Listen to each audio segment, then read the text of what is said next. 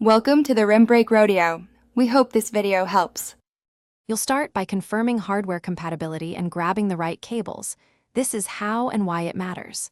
Identify each monitor's input, HDMI, DisplayPort, or USB-C, and match to your computer's outputs. Once done, plug in power and connect the first cable to your primary GPU port. Make sure to use an adapter if needed, because signal type affects resolution and refresh rate.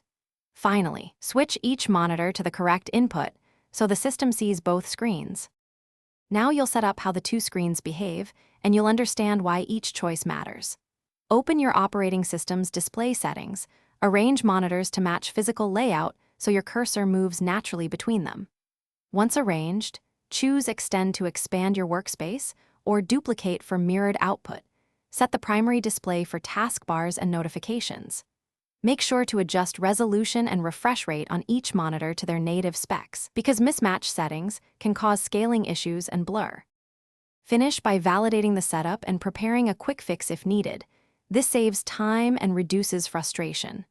Confirm both monitors show the desktop and that app's open where expected. If a screen is blank, reseat cables and try a different port or cable, since faulty connectors are common. Update your graphics drivers and reboot, because driver mismatches often block detection. If problems persist, reset display settings or boot safe mode to isolate software conflicts. These steps will get you back to a working dual-screen setup. Thanks for watching. Consider subscribing if we helped you.